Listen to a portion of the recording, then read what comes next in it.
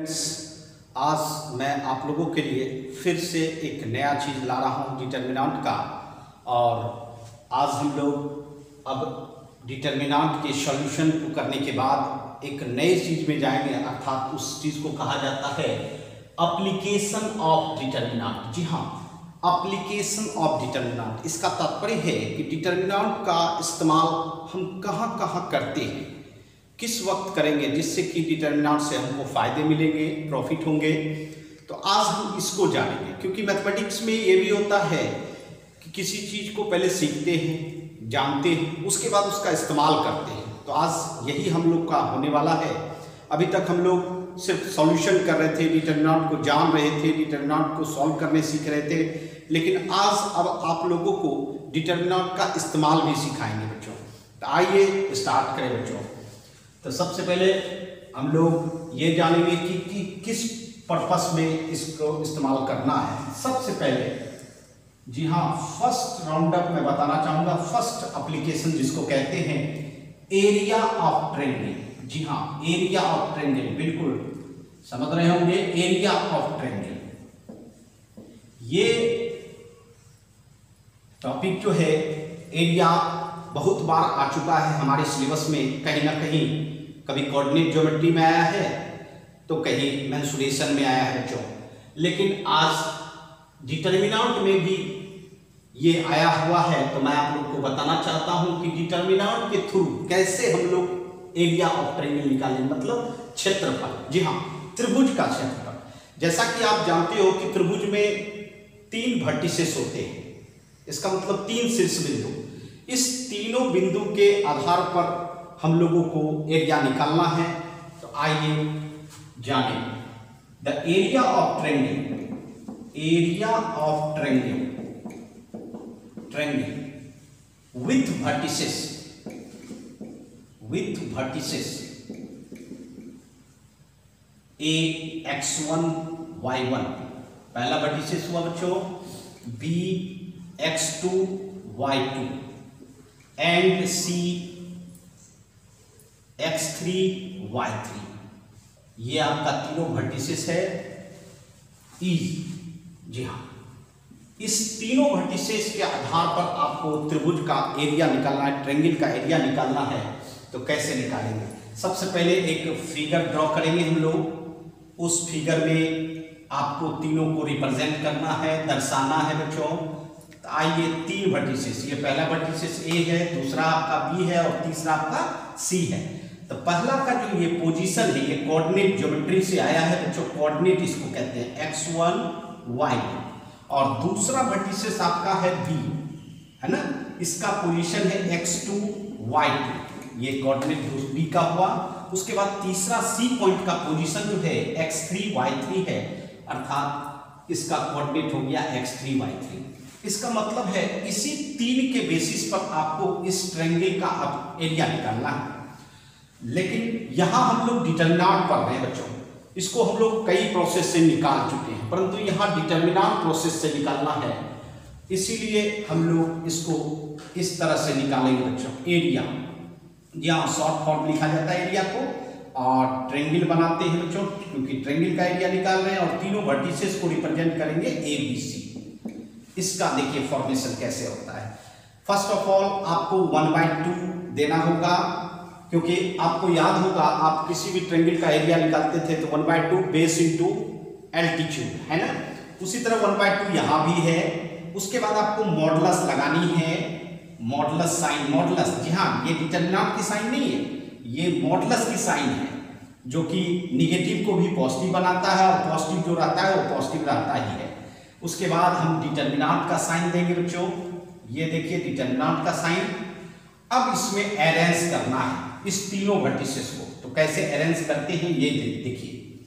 सबसे पहले मैं बताना चाहूंगा कि फर्स्ट रो, जी हाँ, 1 1 1, ये फर्स्ट रो आपको 1 1 देना है। तो आप सोच रहे होंगे सर फर्स्ट रो में 1 1 देंगे, क्या कॉलम में नहीं दे सकते? बिल्कुल दे सकते हैं, उससे भी अरेंज हो सकता है। फर्स्ट कॉलम में आप 1 1 दे दीजिए, ठीक है। किसी भी एक रो या किसी एक कॉलम में आपको 1 1 ही अरेंज करना है। चलिए मैंने रो में अरेंज किया।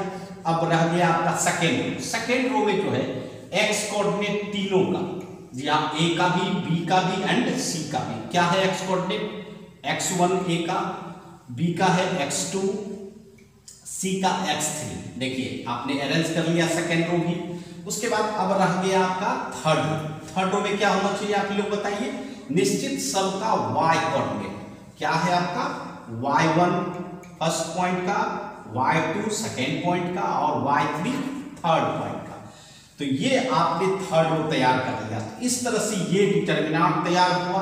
इस डिटर्मिनेंट का जो रिजल्ट निकलता है बच्चों, ये रिजल्ट इस ट्रायंगल का एरिया बताता है और साथ साथ मॉडुलस लगा हुआ है। इसका तात्पर्य ये हुआ, मैं बार बार बोला होगा बच्चों कि डिटर्मिनेंट जो है निगेटिव रिजल्ट भी दे सकता है एंड पॉजिटिव भी। अगर निगेटिव देता है और यह मॉडुलस लगा हुआ है तो वह क्या कर देगा? पॉजिटिव कर देगा। पॉजिटिव कर देगा, इसका मतलब एरिया आपका पॉजिटिव होगा। उसके बाद अगर ये पॉजिटिव देता है तो मॉडुलस पॉजिटिव में रख देता है, इसका मतलब पॉजिटिव। तो जी हाँ बच्चों, एरिया ऑलवेज पॉजिटिव होता है, इसीलिए मॉडुलस का इस्तेमाल किया गया है कि आपका निगेटिव नहीं हो, है ना। तो इसके कारण ये फॉर्मेशन जो है डिटर्मिनेंट का, यही आपको एरिया ऑफ ट्रायंगल देने जा रहा है। दूसरी बात, मैं एक और बात बताना चाहता हूं, कोई कंफ्यूजन नहीं होनी चाहिए बच्चों। ये हमने 1-1 रो में सजाया है, कॉलम में भी सजा सकते हैं। अगर कॉलम में 1-1 सजाते हैं फिर सेकेंड रो में आपका एक्स कोऑर्डिनेट अरेंज होगा, थर्ड में आपका वाई कोऑर्डिनेट अरेंज होगा और वह भी इसी का रिजल्ट देगा बच्चों, है ना। इसके थ्रू आप कोई घबराने की बात नहीं है कि भाई हम रो में दे रहे हैं, कहीं कॉलम में दिख रहा है, तो कोई परेशान होने की बात नहीं है। दोनों का रिजल्ट बिल्कुल सेम होता है। तो यही आपको इस्तेमाल करना है एरिया के रूप में। और इसमें एक मैं नोट बताना चाहता हूं जो आप लोग को प्रॉब्लम में इस्तेमाल होगा बच्चों। नोट क्या कहता है समझ लीजिए। अगर किसी प्रॉब्लम में मान लीजिए कि आपको एरिया नहीं निकालना है, एरिया गिवन है, मतलब दिया हुआ है इसका एरिया क्षेत्रफल, बिल्कुल इस्तेमाल अब कैसे करना है। एरिया गिवन है, इसका मतलब निश्चित तौर पर इसी पूरे टर्म में कोई ना कोई ऐसा चीज है जो अननोन है, माने जिसका वैल्यू आपको निकालना है। तो आपको क्या करना चाहिए, उस समय इस एरिया के प्लेस पर जो मैग्नीट्यूड दिया हुआ है उसके साथ प्लस और माइनस साइन इस्तेमाल कर लें। उस समय आपको मॉडुलस इस्तेमाल नहीं करना है, मॉडुलस इस्तेमाल नहीं करना है, क्योंकि यही मॉडुलस उधर जाके क्या बन जाता है? Plus minus sign. तो मैं लिखना चाहूंगा, if area is given,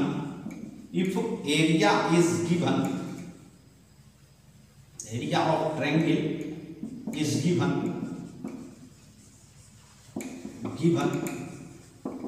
ठीक है, then use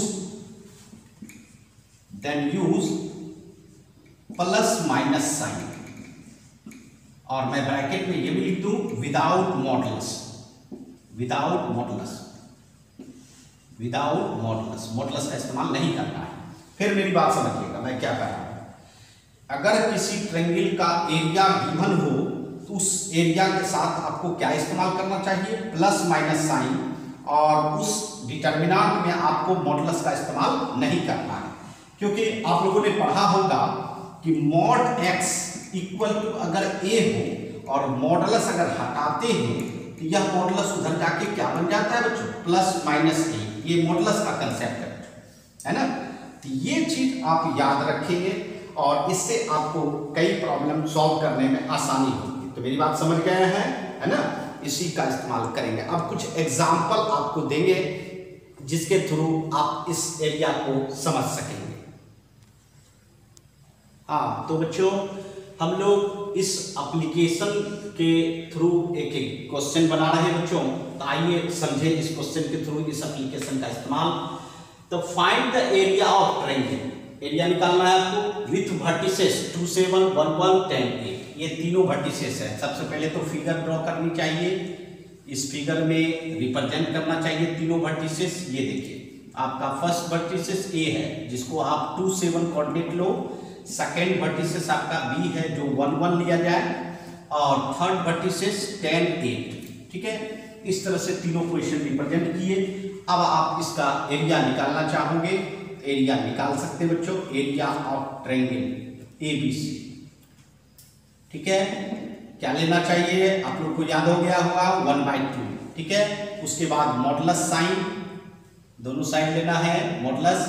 उसके बाद डिटरमिनेंट का साइन, ठीक है। उसके बाद आप फर्स्ट रो में क्या अरेंज करोगे, 1 1 1, ठीक है। सेकेंड में अभी मैंने बताया था एक्स कोऑर्डिनेट, चलिए सबका एक्स कोऑर्डिनेट ले। फर्स्ट एलिमेंट क्या है 2, सेकेंड 1, थर्ड 10, देखिए सबका एक्स कोऑर्डिनेट लिया, ये x1, ये x2 और ये x3। उसके बाद आप थर्ड लीजिए, थर्ड रो क्या लीजिएगा, y कोऑर्डिनेट। सबसे पहले क्या है आपका 7, उसके बाद 1, उसके बाद 8, ठीक है। तो इस तरह से आप तैयार कर लिए डिटरमिनेंट को। अब इसी डिटरमिनेंट का जो भी रिजल्ट हो तो वो उसका जो है एरिया हो जाएगा। आइए, हम लोग बहुत सीख चुके हैं बच्चों कि अगर रो में 1 1 हो डायरेक्ट भी एक्सपेंड कर सकते हैं, लेकिन हम जब प्रॉपर्टीज जान रहे हैं तो निश्चित प्रॉपर्टीज का इस्तेमाल करना चाहिए। तो रो में 1 1 हो तो क्या करते थे बच्चों, याद होगा, कॉलम को माइनस करते थे, C1 माइनस C2 और C2 को C2 माइनस C3। बिल्कुल इस्तेमाल करना ही चाहिए प्रॉपर्टीज का, क्योंकि अब हम लोग सीख चुके हैं 1 - 1 0, 2 - 1 1, 7 - 1 6, ठीक है। सेकेंड कॉलम को थर्ड कॉलम माइनस कीजिए, 1 - 1 0, 1 - 10 कितना -9, 1 - 8 -7, 1 10 और 8। तो इस तरह से आपका 2 0 हो गया। अब आप फर्स्ट रो के रिस्पेक्ट में एक्सपेंड कर लें, है ना, expand with respect to first row. और फर्स्ट रो में आपका 2 एलिमेंट 0 ही है, तो निश्चित आपको एक एलिमेंट के रिस्पेक्ट में एक्सपेंड करना होगा 1/2। ये देखिए, अब आपका ये 1 के रिस्पेक्ट में एक्सपेंड करेंगे, हॉरिजॉन्टल वर्टिकल डिलीट कर देंगे, हटा देंगे, क्या रहा 1 6 -9 -7।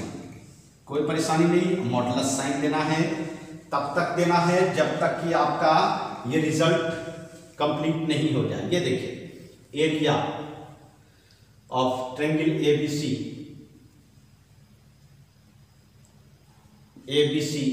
इक्वल टू, जी हाँ 1/2 लास्ट पोजीशन पे है। ये देखिए आपका रिजल्ट, चलिए 1 × -7 कितना होगा बच्चों, -7 माइनस 6 × -9 तो -54 +54, ठीक है। मॉडुलस साइन, अभी भी मॉडुलस हटा नहीं है बच्चों, 1/2। ये देखिए 54 में -7 चला जाएगा 47। अब आप मॉडुलस हटा सकते हैं, अब आप मॉडुलस हटा दें तो अब मॉडुलस क्योंकि पॉजिटिव साइन है तो कोई फर्क नहीं पड़ने वाला है। इसका मतलब है 47/2 स्क्वायर यूनिट। जी हाँ बच्चों, एरिया का यूनिट होता है यूनिट पर स्क्वायर, इसीलिए कोई यूनिट अगर अवेलेबल नहीं है तो उसको लिखना चाहिए बच्चों स्क्वायर यूनिट। अगर आप नहीं लिखते हैं तो हो सकता है मे बी आपका मार्क्स कट सकता है, इसलिए ये ध्यान रखें। तो ये आपका एरिया हुआ, है ना, जरा सा नोट्स कर ले बच्चों, कहीं कोई परेशानी नहीं हुई होगी, है ना। फिर नेक्स्ट आपको फिर एक एग्जांपल हम दे रहे हैं, लेकिन वह एग्जांपल आपके नोट्स पर बेस्ड है बच्चों। एप्लीकेशन में जो मैंने नोट लिखाया था कि यदि एरिया गिवन हो और तब जो है हमको किसी और चीज का मान निकालना हो तो हम कैसे इस्तेमाल करेंगे बच्चों। आइए पहले क्वेश्चन समझें, क्वेश्चन पढ़ें। फाइंड द वैल्यू ऑफ के का मान निकालना, एक नया क्वेश्चन है के, उसका मान निकालना है, जबकि आपके पास क्या अवेलेबल है, एरिया, है ना, एरिया अवेलेबल है और वर्टिसेस दिया हुआ है, तीनों वर्टिसेस देख रहे हैं। तो चलिए सबसे पहले आपको फिगर बनानी चाहिए। ये देखिए फिगर बना रहे हैं, है ना, एक ट्रायंगल बनाया और ट्रायंगल में तीनों वर्टिसेस है A, B एंड C। देखिए तो A वर्टिसेस क्या है आपका K 0, उसके बाद B वर्टिसेस क्या है 4 0 और C वर्टिसेस क्या है 0 और 2, है ना। तो तीनों वर्टिसेस है और इस तीनों को मिला के जो एरिया बन रहा है यह 4 स्क्वायर यूनिट है ना, ये आपके पास अवेलेबल है। तो मैंने आपको समझाया था, उसी का इस्तेमाल करेंगे बच्चों। तो आइए सबसे पहले तो हम लोग अरेंज करें, सजाएं। Area of triangle ABC equal to 1/2। यहाँ मॉडुलस इस्तेमाल नहीं करना है, मैंने बताया था अगर आपके पास पहले से एरिया गिवन हो तो मॉडुलस का इस्तेमाल नहीं करना है, इसलिए डिटरमिनेंट का साइन का इस्तेमाल कर रहे हैं। फर्स्ट रो में क्या लिखना चाहिए 1 1 1, समझ रहे हैं बच्चों। सेकेंड में आप क्या लिखोगे, एक्स कोऑर्डिनेट। चलिए एक्स कोऑर्डिनेट बताइए, के, दूसरा का 4, तीसरा का 0, है ना, और वाई कोऑर्डिनेट बताइए 0, 0 और 2। इस तरह से आप अरेंज कर लिए हो, और साथ साथ इस एरिया के प्लेस पर अब जो रखेंगे हम वैल्यू, वो क्या रखना है, 4। लेकिन सिर्फ 4 नहीं, ये तो मैग्नीट्यूड हुआ, इसके साथ आपको प्लस माइनस रखना है। यही प्लस माइनस कहाँ से आया, जो आप मॉडुलस इस्तेमाल करते हैं वही मॉडुलस इधर पर बन गया है आपका प्लस माइनस। इसलिए घबराने की बात नहीं है कि कहाँ से सर लाए हैं प्लस माइनस, उसी मॉडुलस को हटा के यहाँ बना दिया प्लस माइनस। समझ रहे हैं। अब चलिए, अब आप अपना काम कर सकते हैं। अब ये बताइए कि हम इसको तो एक्सपेंड कर सकते हैं, क्योंकि थर्ड रो आपका 2 0 है बच्चों, तो सिर्फ एक के रिस्पेक्ट में एक्सपेंड कर सकते हैं। लेकिन जो आप करते हैं वही करें, है ना। ए फर्स्ट रो में 1 1 है, तो आप इसको कॉलम को 0 बना लें, कॉलम को घटा के 0 बनाए, ठीक है। चलिए घटाते हैं, C1 को C1 माइनस C2 और C2 को C2 माइनस C3। बोलिए क्या होगा, 1 माइनस 1 0, ये कितना K minus 4, 0 minus 0 0, 1 minus 1 0, 4 minus 0 4, 0 minus 2 minus 2, 1 0 2। देखिए बच्चों, होता क्या है, जो आप करते हो उसी का इस्तेमाल बार बार करो, निश्चित तौर पर आपको कोई भी प्रॉब्लम में कहीं भी परेशानी नहीं होगी। अब इसको एक्सपेंड करते हैं। फर्स्ट रो के रिस्पेक्ट में आपका 2 0 हो चुका है, ये देखिए, और उसमें भी आपको अब A1 के रिस्पेक्ट में एक्सपेंड करना। सबसे पहले तो आप 1/2 जो है, यह तो डिवाइड में है, इधर आके क्या हो जाएगा, मल्टीप्लाई में। चलिए मल्टीप्लाई कर दीजिए और 1 के रिस्पेक्ट में एक्सपेंड कर दीजिए, तो क्या होगा बच्चों, बोलिए K माइनस 4 0 4 और माइनस 2, ठीक है। अब इसको एक्सपेंड करके हम लोग रिजल्ट निकाल लेंगे। 4 2 क्या हो जाएगा आपका, प्लस माइनस 8 इक्वल टू, यहाँ देखिए क्रॉस मल्टीप्लीकेशन कीजिए, -2 इंटू K माइनस 4 दिख रहा है बच्चों, है ना। फिर माइनस, यहाँ देखिए, यहाँ मल्टीप्लाई कीजिए 0 मल्टीप्लाई 4 या 4 मल्टीप्लाई 0 सेम ही है बच्चों, प्लस माइनस 8। अब देखिए तो मल्टीप्लाई कीजिए, -2K और माइनस माइनस प्लस 2 4 जा 8, और 0 को मल्टीप्लाई करेंगे 4 से तो क्या हो जाएगा 0। अब बताइए, plus minus 8 equal to -2K plus 8, ठीक है।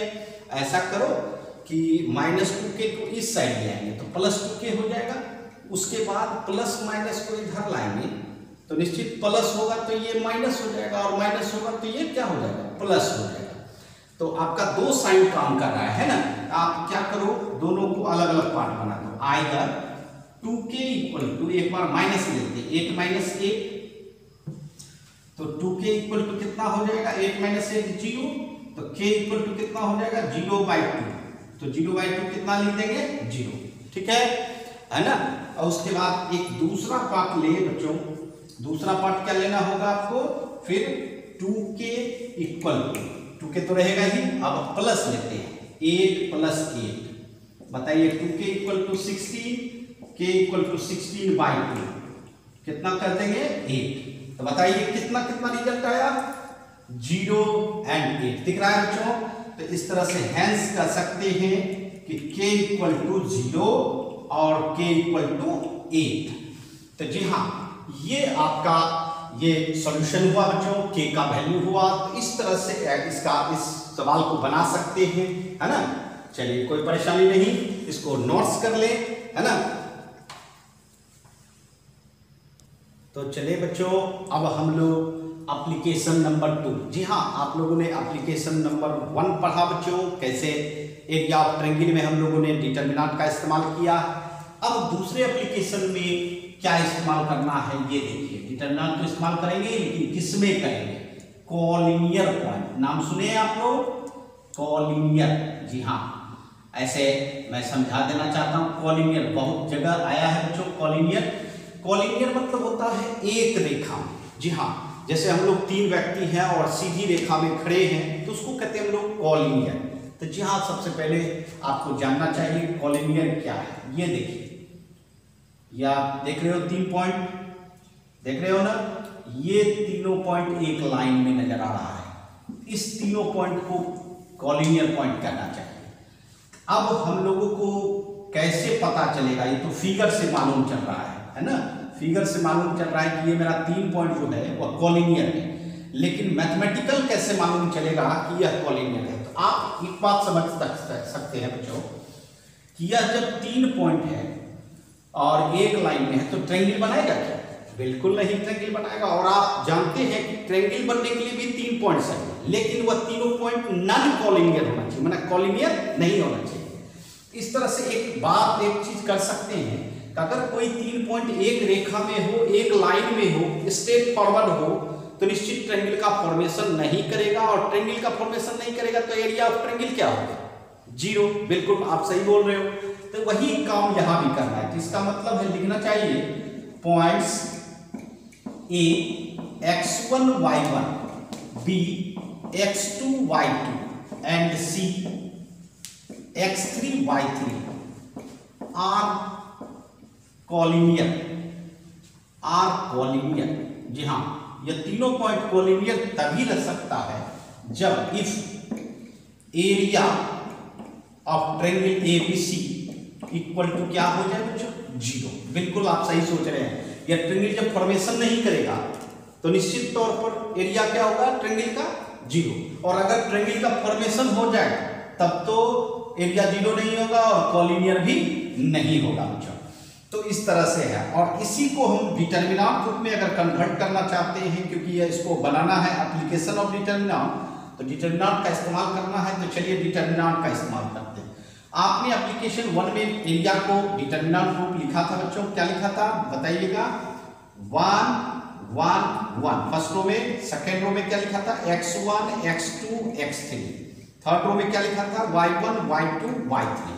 ठीक है, उसके बाद आप मॉडुलस लगाए होंगे, साथ साथ 1/2 का इस्तेमाल किए होंगे, देख रहे हैं ना, इक्वल टू 0। जरा सा सोचिए, हम इसमें थोड़ा मॉडिफाई करते हैं। क्या? सबसे पहले तो 1/2 हटाते हैं। क्यों? अगर 1/2 को उधर ले गए, 0 के साथ मल्टीप्लाई अगर करते हैं तो क्या होता है? 0 × 2 कितना होगा? 0। इसलिए आपका 2 हट सकता है, रिप्लेस हो सकता है, तो इसलिए हम 1/2 को हटा दिए। ठीक है, अब मॉडुलस को भी रिप्लेस कर देंगे, क्योंकि मॉडुलस अगर उधर जाएगा तो ±0 होगा कि नहीं? और ±0 का मतलब 0, इसलिए इसको भी आप रिप्लेस कर सकते हैं, है ना? इसलिए मॉडुलस भी हटा दें।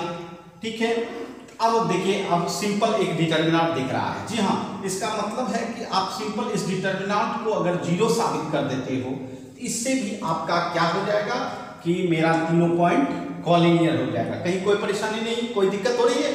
नहीं। तो जी हाँ बच्चों, इस तरह से इस कंडीशन के आधार पर या तो आप दिखा दो कि एरिया 0 हो रहा है, या इस डिटर्मिनेंट का वैल्यू 0 दिखा दो, जिससे कि आपका तीनों पॉइंट कॉलिनियर हो जाए, है ना? थोड़ा सा नोट कर ले बच्चों, है ना?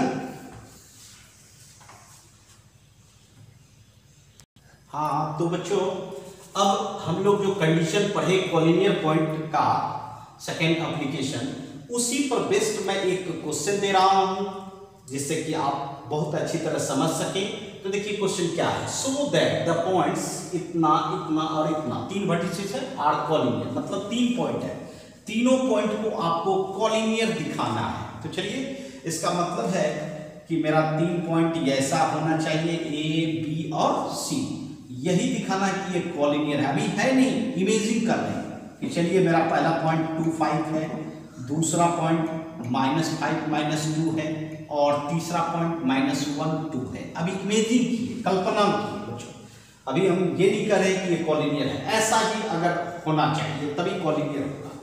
इसके लिए आप क्या करोगे?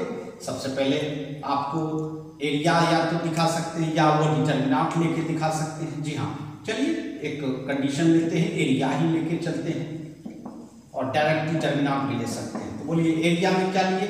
1/2, जैसा एरिया निकालते थे, मॉडुलस लगाए, डिटर्मिनेंट बनाए, इसका भी रिजल्ट अगर 0 दिखा देंगे तो हो जाएगा। मेरा क्या होता था? 1 1 1 फर्स्ट रो में, सेकेंड रो में क्या लीजिएगा? 2 -5 और -1।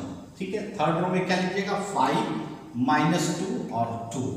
यही आपको लेना है, ये डिटर्मिनेंट। अब मान लीजिए हम 1/2 नहीं लेते, मॉडुलस भी नहीं लेते, कोई फर्क नहीं, क्योंकि यही डिटरमिनेंट आपका जीरो होगा। अगर ये जीरो होगा तभी नहीं पूरा जीरो होगा, अदरवाइज जीरो नहीं होगा। तो चलिए ये फॉर्म में लेते हैं, C1 को C1 माइनस C2, क्योंकि रो में 1 1 है, C2 को C2 माइनस C3, ये सब तो हम लोग बहुत बार पढ़ चुके हैं बच्चों, है ना, और बार बार इस्तेमाल करते हैं। चलिए माइनस कीजिए, 1 माइनस 1 0, 2 माइनस माइनस 5 तो प्लस हो जाएगा, कितना हो जाएगा 7, 5 माइनस माइनस 2 7, ये कितना 0, ठीक है। यहाँ माइनस माइनस 1 तो प्लस 1 हो जाएगा, माइनस 5 प्लस 1 कितना -4, वेरी गुड। -2 माइनस 2 कितना हो जाएगा -4, और थर्ड कॉलम ऐसे लिखेंगे। चलिए ये आपका तैयार हो गया। अब इसको एक्सपेंड करेंगे, प्लस माइनस प्लस, +1 के रिस्पेक्ट में एक्सपेंड करेंगे 1/2, बताइए 1 के रिस्पेक्ट में एक्सपेंड करेंगे, हॉरिजॉन्टल वर्टिकल हट जाएगा, क्या रहेगा 7 माइनस 4, 7 माइनस 4। देखिए डायरेक्ट भी कर सकते हैं, क्रॉस मल्टीप्लिकेशन डायरेक्ट भी देख के कर सकते हैं, कोई परेशानी नहीं है। अब आइए हम लोग इसका रिजल्ट देखें। Area of triangle ABC equal to कितना आ रहा है 1/2। चलिए प्रोडक्ट करें, 7 4 जा -4 जा कितना हो जाएगा -28, डिटरमिनेंट का साइन माइनस, 7 माइनस 4 जा कितना -28 तो +28।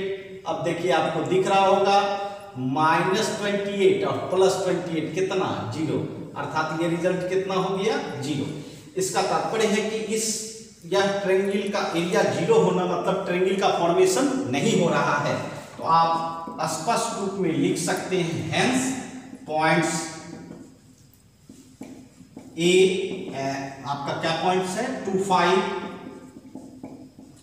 उसके बाद आपका point -5 -2 and third point -1 2 are collinear. जी हाँ, इसका मतलब है ट्रायंगल जब फॉर्मेशन नहीं कर रहा है तो तात्पर्य हुआ कि यह एक लाइन में है। तो चलिए इस एग्जांपल से हम लोगों को समझ में आ गई कि कॉलिनियर क्या होता है ना। नोट्स कर ले बच्चों।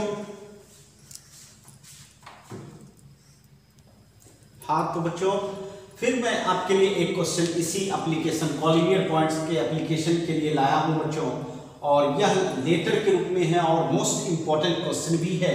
तो मैंने सोचा कि क्यों ना आप लोगों को इसी के कंसेप्ट पर मैं समझा ही दूं, so that the points A point से बी पॉइंट से देख रहे हैं, सी पॉइंट से लेटर रूप में है और इसको दिखाना है क्या कॉलिनियर। तो सबसे पहले आप समझ रहे होंगे अब कॉलिनियर का कंडीशन कैसे होना चाहिए, कैसा इसका फिगर होना चाहिए। चलिए पहला पॉइंट ए बी प्लस सी, अभी इमेजिन कर रहे हैं, दिखा नहीं दे।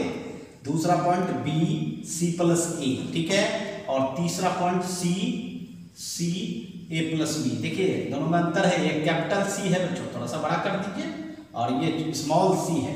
ये तीनों एक ही लाइन पर है तब कॉलिनियर हो सकता है बच्चों। तो आप समझ गए होंगे इसके थ्रू हम क्या कंडीशन अब लाना है, एरिया दिखाना है। एरिया क्या दिखाना है 0।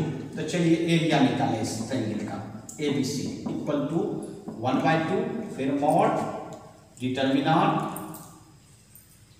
जी हाँ, एक ही फॉर्मूला से सब कुछ हो रहा है। फर्स्ट रो में क्या होना चाहिए 1 1 1, समझ रहे हैं। सेकेंड रो में एक्स कोऑर्डिनेट सबका लिखिए, देखिए A B and C। Third row में क्या लिखेंगे, पहला है B plus C, C plus A और A प्लस B। ये देखिए तैयार हो गया। अब बताइए ये आपको दिखाना है, ये लाना है डिटरमिनेंट 0। अगर ये आ जाए तो आपका एरिया 0 हो जाएगा, एरिया 0 हो जाएगा तो कॉलिनियर हो जाएगा ना। चलिए कर सकते हैं। तो आप कैसे करेंगे, देखिए बहुत सारे प्रॉपर्टीज हम लोगों ने इस्तेमाल किया है बच्चों। तो चलिए इसमें कुछ अलग प्रॉपर्टीज इस्तेमाल करेंगे। तो आप जानते हैं कि 0 बना के भी कर सकते हैं, एक नया प्रॉपर्टीज का इस्तेमाल करके इसको बनाते हैं बच्चों। थर्ड रो देख रहे होंगे, थर्ड रो को आप सेकेंड रो के साथ प्लस कर लीजिए। ये देखिए कर सकते हैं, आराम से कर सकते हैं। हम लोग प्रॉपर्टीज पढ़े हैं बच्चों, प्रॉपर्टीज नंबर 6। चलिए फर्स्ट रो लिखिए 1 1 1, second row A B C और प्लस कीजिए। ये क्या हो जाएगा A plus B plus C, ये क्या हो जाएगा B plus C plus A, दिख रहा है, और ये क्या हो जाएगा C plus A plus B। परंतु ये देखिए आपको दिख रहा होगा कि ये तीनों डिफरेंट नहीं है, सेम है, क्योंकि सिर्फ पोजीशन बदला हुआ है। तो डिटरमिनेंट का रूल है कि अगर सेम हो एक रो या एक कॉलम में तो हम इसको कॉमन लेके बाहर कर सकते हैं ना। आइए थोड़ा ये भी कर लें। Area of triangle ABC equal to 1/2। सबसे पहले इसको बाहर करें, A + B + C बाहर कर दिए। चलिए अब बताइए क्या रहा आपका, है ना। चलिए यहां भी मॉडुलस लगा सकते हैं। 1 1 1 ABC और यहां क्या हो जाएगा 1 1 1। ठीक है, अब कुछ महसूस कर रहे हैं आप, कुछ महसूस कर रहे होंगे। आपका फर्स्ट रो 1 1 है और थर्ड रो आपका 1 1 है। तो बताइए कि without expanding of the determinant हम कह सकते हैं कि इसका रिजल्ट क्या होगा, 0 होगा। क्योंकि आप लोगों ने प्रॉपर्टीज नंबर 3 में पढ़ा था कि इफ 2 रो या 2 columns are identical then value of determinant will be 0। तो इसका मतलब आप डायरेक्ट इसको बिना एक्सपेंड किए आप इसका रिजल्ट 0 बगल में लिखना चाहते हैं तो R1 = R3 लिख सकते हैं, है ना। अब बताइए 0 से मल्टीप्लाई करेंगे तो निश्चित 0। तो देखिए कोई परेशानी हुई, इसका मतलब है कि आपका ट्रायंगल का एरिया कितना आ गया है बच्चों, 0। और जब 0 हो जाए तो इसका मतलब ट्रायंगल का फॉर्मेशन नहीं हो रहा है। और ट्रायंगल का जब फॉर्मेशन नहीं होगा 3 पॉइंट से तो निश्चित तौर पर वह कॉलिनियर होंगे। तो आप आराम से कह सकते हैं hence points A B + C B C + A और C A + B are collinear. तो देखिए कितना इजी वे में यह हो गया बच्चों, और कई एग्जामिनेशन में यह आया हुआ है। तो निश्चित तौर पर आप लोग के लिए भी इंपॉर्टेंट है, तो थोड़ा नोट्स कर ले बच्चों, है ना।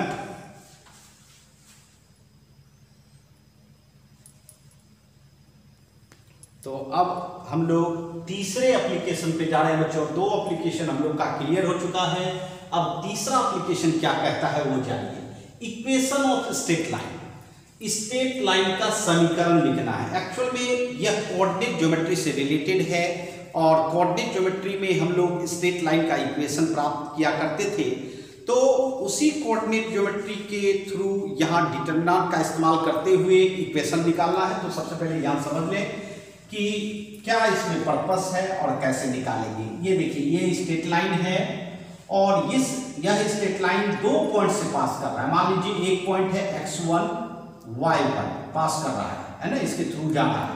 और दूसरा पॉइंट है b x2 y2, है ना। इस दोनों पॉइंट के आधार पर आपको इक्वेशन लिखना है।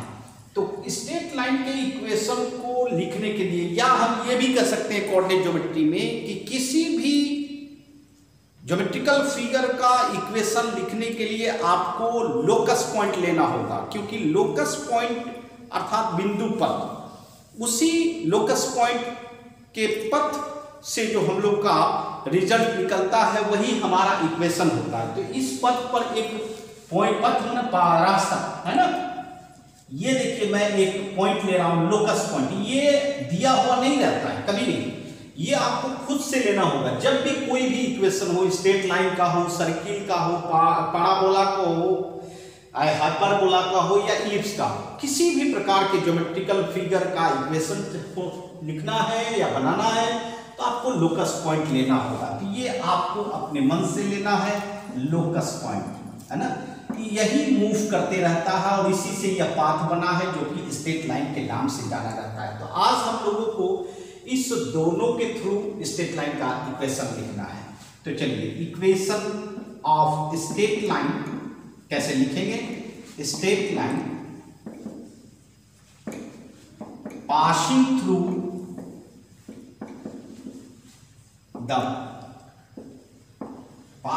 The points. आपका पॉइंट्स क्या सब है, 2 ही पॉइंट्स हैं, इसको 2 ही काउंटिंग किया जाएगा, 2 ही points a x1 y1 and b x2 y2 easy. जी हाँ, अब देखिए हम इसके कंडीशन से कैसे निकलेंगे। एक बात बताइए आप लोग, x और y इस दोनों के थ्रू आपको x y के बीच रिलेशन बनाना है, वही रिलेशन कहलाएगा इक्वेशन, वही कहलाता है इक्वेशन। तो आप ये समझ रहे हैं कि यह तीनों पॉइंट एक लाइन पर है, एक स्ट्रेट लाइन पर हो, और जब स्ट्रेट लाइन पर हो तो वह कॉलिनियर होता है, और जब कॉलिनियर होगा तो एरिया क्या होगा, 0 होगा। तो निश्चित तौर पर वही डिटर्मिनेंट बना ले और एरिया के थ्रू आप लिख लें। फर्स्ट रो में 1 1 1, सेकेंड रो में आपका क्या हो जाएगा x, इसका क्या होगा x1, इसका क्या होगा x2, थर्ड में क्या होगा y, y1, y2। तो जी हाँ, यह डिटर्मिनेंट का रिजल्ट आप क्या करेंगे, इक्वल टू 0, क्योंकि यह कॉलिनियर है ही, स्ट्रेट लाइन पर है। तो जी हाँ, इसी डिटर्मिनेंट को आप एक्सपेंड करेंगे और उसके भी x और y के बीच एक रिलेशन आएगा, वही रिलेशन आपका कहलाएगा बच्चों इक्वेशन ऑफ स्ट्रेट लाइन। ठीक है, हम इस पर एग्जांपल भी देंगे आपको, पहले इसको नोट्स कर ले बच्चों।